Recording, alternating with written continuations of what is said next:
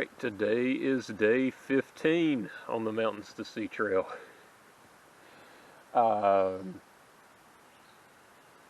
Yep. So, I'm feeling fairly good this morning. I don't know what my hair looks like. I'm guessing it's probably a mess.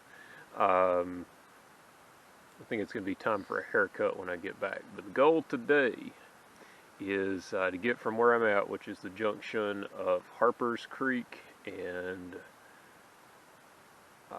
Raider Camp Creek,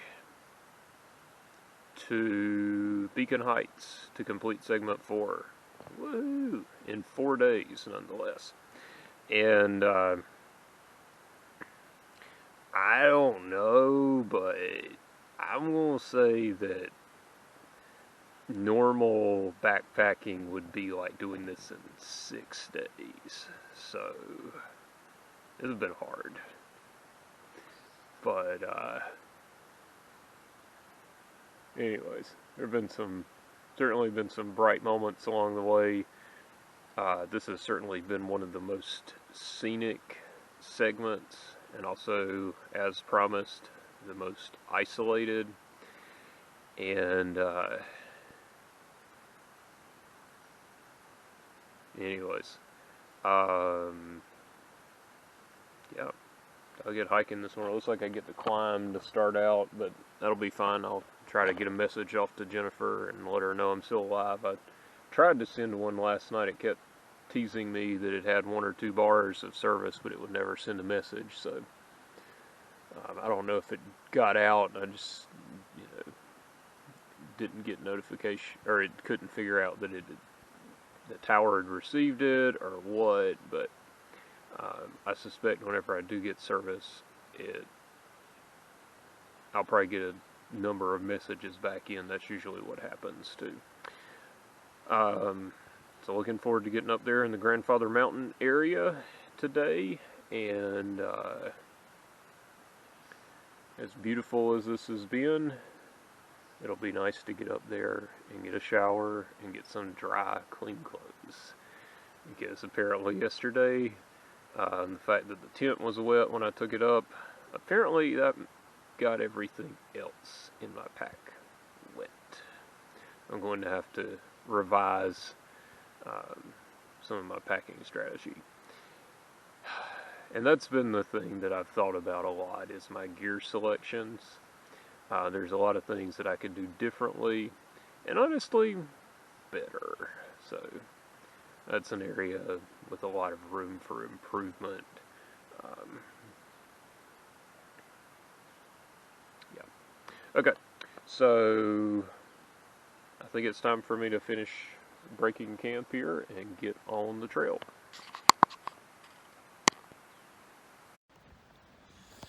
Alright, so here's the damage. Yep. And, yep, there too. Okay. So, yeah. And I'm not sure it was worth it because my left shoe is still wet a little bit. Oh, okay, let's go. Alright, so I have emerged from Harpers Creek, and I'm up here walking on this lovely Forest Service road. I passed a few, I think they were Boy Scouts this morning, going into the woods, and hope they have a nice time down in Harpers Creek.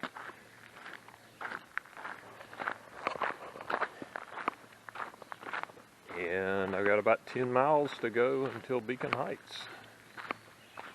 And I finally got enough service to let my wife know that I was still alive. I'm sure she was glad to finally get that message. So I'm just hiking along. It looks like there's a good bit of Forest Service road hiking today, which means that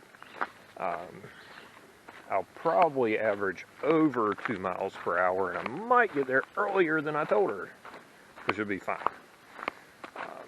as opposed to late. Late is not cool. So, yeah. Little sore today. especially after that lunch rock I sat on. It's really close to the ground, getting up. I'm moving again. You just gotta hike it off. That's all there is to it. Alright, so as I was turning off of Forest Road 464 there, I met a retired couple, and they were up from Florida, and they apparently have started spending, you know, a good portion of their summer in North Carolina.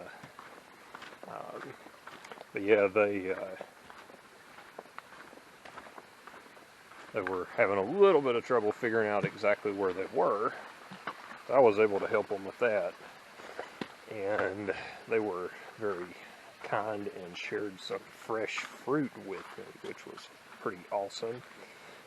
And you know, you walk away from something, and the thing that kind of stuck with me about it is not only was it fresh and good, but it was still cold.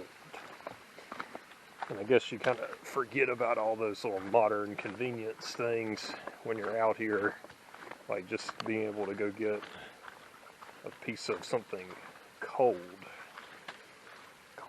fruit. Anyways, this is pretty treacherous stuff here. Probably should turn the camera off and focus on hiking.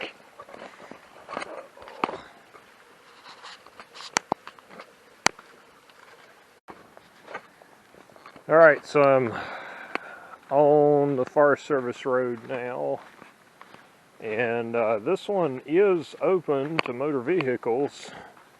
However, I wouldn't bring my truck down this. Maybe a four-wheeler.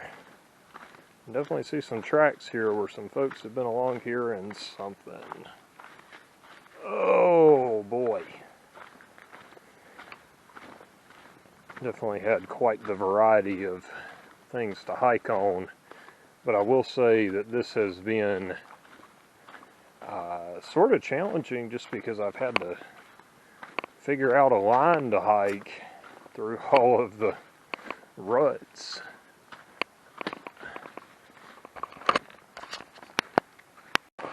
It has just been a beautiful walk up this forest road here.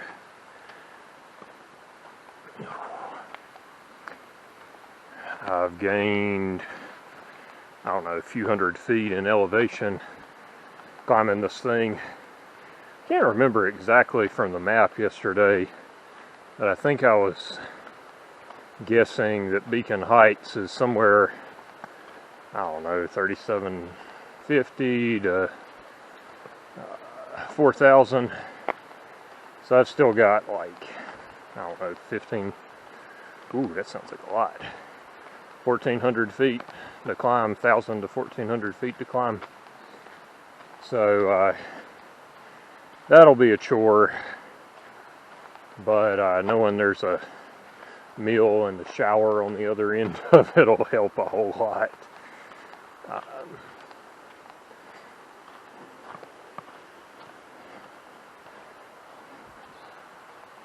Hear that rushing water down there beside. I think that may still be Grag Prong. Won't swear to it.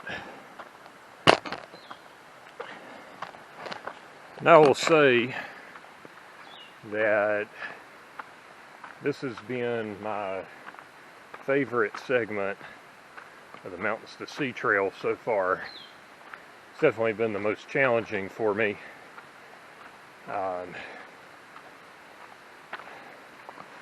Physically, mentally, but I'm closing in on the end of it. I think I'm only maybe 3.5 miles from Beacon Heights. So I have to power through this climb, and then I'll be there. And all the better, because I'm pretty sure the only food I have left, I think I have 2 packs of gummies, an oatmeal cream pie, and oh gosh, what was the other thing? Oh, a Rice Krispie treat. So there's that.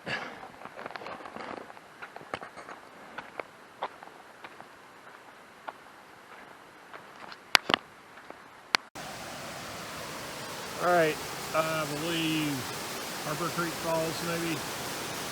Pretty cool here. I've hiked as far down the little overlook here as I'm going to. That looks like a pretty sheer drop off there. So I'm not going to try my luck going any farther. That is beautiful and looks like a really nice spot down there at the bottom. I would definitely hike up the creek to get to that. I would not try to go down this side. Alright, lots and lots of campsites along Harpers Creek here. And I would dare say that little swimming holes like this are probably why. Apparently there are sandy beaches in the mountains too. Gotta say, I'm impressed with the old Walmart clogs again. Ooh, that's pretty. So after realizing that I was going to have 5 creek crossings after the first two, took my shoes off and I'm just hiking in clogs, which if you do carefully, feet will dry out. And in stuff like this, as long as your feet aren't staying continuously wet, you can hike through this and your feet stay relatively clean and relatively comfortable. Now, I tried hiking the clogs in an area where there was like spruce, fir, pine stuff going on, and those needles are kind of prickly. So they ended up aggravating my feet, and it was like little tiny creek crossings every few hundred yards or whatever, so my feet were staying continuously wet, and that was a problem. But the old Walmart clogs on slippery rocks, at least this pair, have better grip than the Merrells with the rubber soles. So you got a better chance of rock hopping and staying dry in the clogs than you do of rock hopping in the Merrells, because they just slip slide down off the rocks.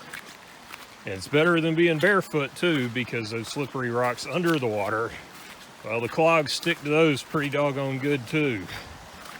So I don't know.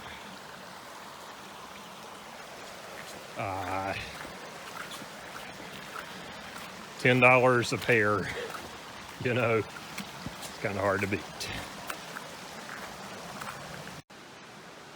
All right, so the highest risk, greatest reward strategy for getting across the creek at this particular point was following this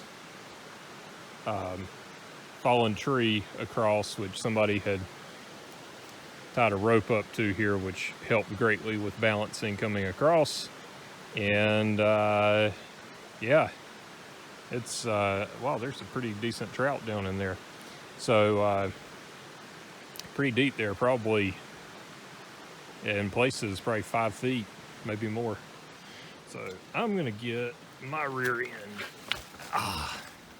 moving again. This is creek crossing number 7. All right, and we have yet another waterfall there. Hard to make it out, I guess, through all the trees. It's there. All right, here's a more proper view of the waterfall there.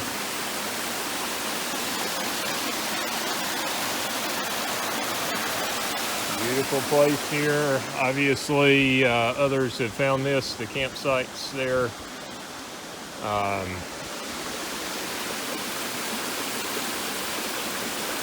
It's pretty. According to the MST Guide app, this is Bard Falls.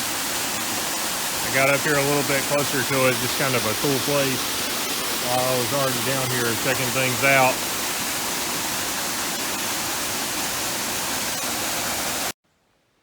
So I'll enjoy the waterfalls and everything, but all of these mountain streams start somewhere like this, a little seep or a little spring where not really flowing water up there, all of a sudden it comes out and runs downhill and joins larger streams and eventually joins rivers and flows to the ocean with a few exceptions.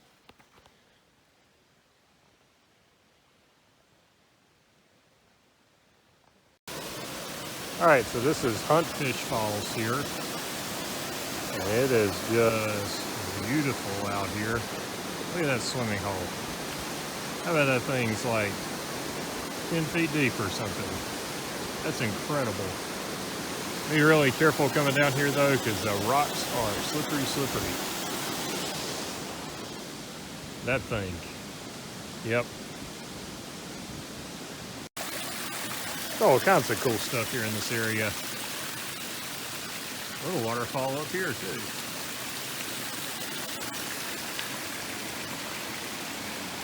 Going down to the bigger one down there.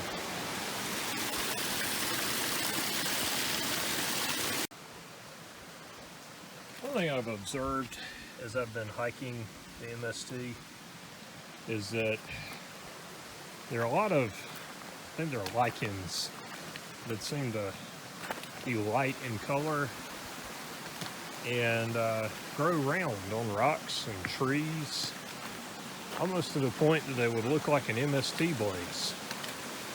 So I've had quite a few times when I've looked and studied to try and ascertain if the white circle was naturally occurring or man-made. The ones where it's a circle nailed to a tree, those are a little bit easier to figure out. Apparently, I'm not sure for logging or what purposes, but they had built some railroad track along here. And occasionally, you still see a piece of it. I saw some rail last night at a campsite I was thinking about camping at. This is along Grag Prong, heading up, hopefully, toward the Grag Prong Falls. Alright, so it looks like this is the Grag Prong Falls. Like a family or something's down there swimming. It's a pretty cool place, and it looks like there's a nice swimming hole down at the bottom of it too.